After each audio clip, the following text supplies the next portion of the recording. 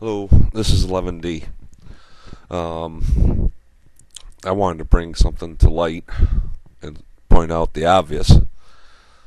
Now, if Judge Barber and the Lucas County Children's Services, if they felt that they had enough evidence to reassign custody and give custody to my ex-wife, then there should have been more than enough evidence to put me behind bars for child abuse. Like I said before, she was examined by a physician. There was no marks, no bruises, no lacerations, no contusions, no edemas, nothing. They found nothing. It was all based on the word of a child and my ex-wife, and my ex-wife has been proven to lie, and lie extremely numerous times about me. Now, and like I said, my daughter, unfortunately, I love her to death, but she definitely has a problem with authority. From what I've been told from my mother, because apparently my daughter did see my parents after all this was, after the custody had been reassigned to my ex-wife. From what I've been told by my mother, she was very disappointed in my daughter. She was very abusive to her mother, and her mother did nothing. And I mean by verbal abuse, stuff like that. She actually even called her mother a bitch in front of my mother, and my ex-wife did nothing about it. Now, if they had enough evidence to reassign custody, then they should have filed charges against me. I should have been brought up on charges for child abuse, and yet no charges were ever filed. That's just, it doesn't make any sense. It's all based on personal bias of the judge and Lucas County Children's Services, and based on the circumstances that was occurring. This all had to deal with biasness, and money. Now, the judge had plenty of authority to where he could have increased the child support. Now, my ex-wife, for the 11 years that I had custody of her, only had to pay the bare minimum of $50 a month. All right?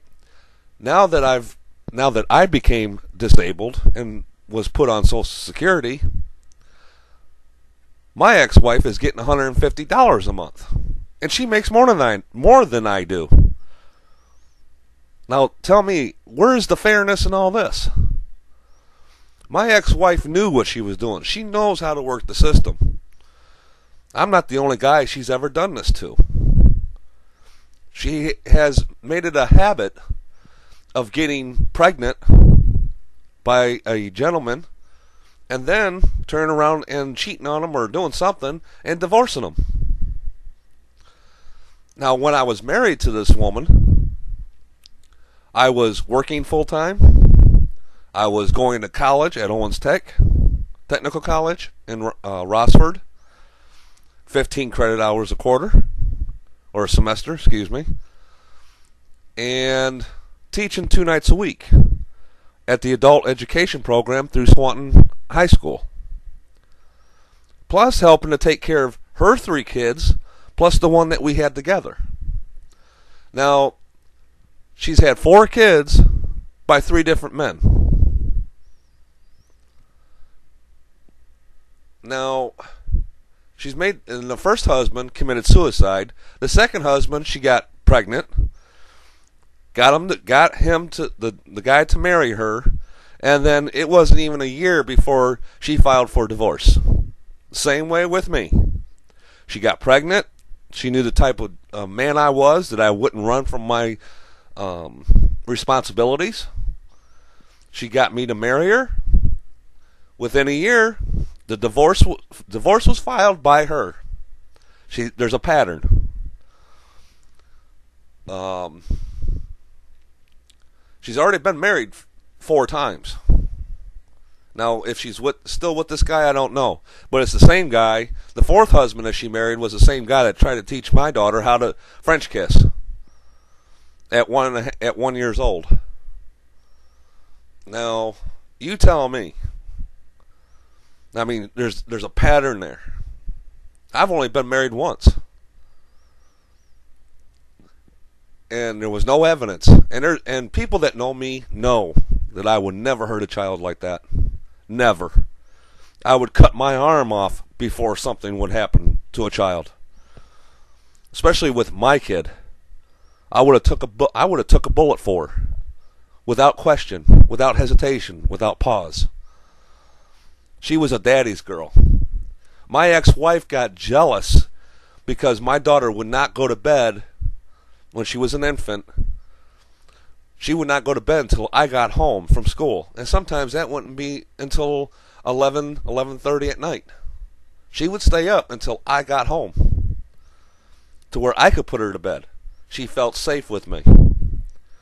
Unfortunately, my daughter got screwed up in the head, and she never did and never has gotten the help that she desperately needs. I miss my daughter. I love her to death. But she needs help.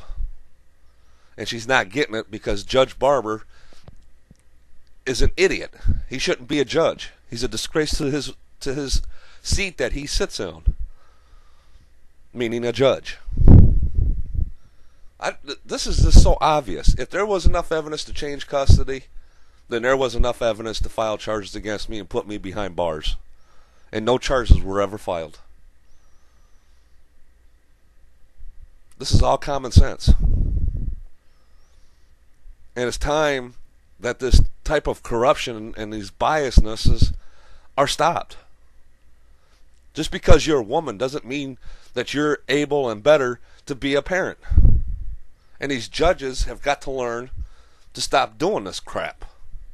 Look at what's better for the kid, not what's better for the parent.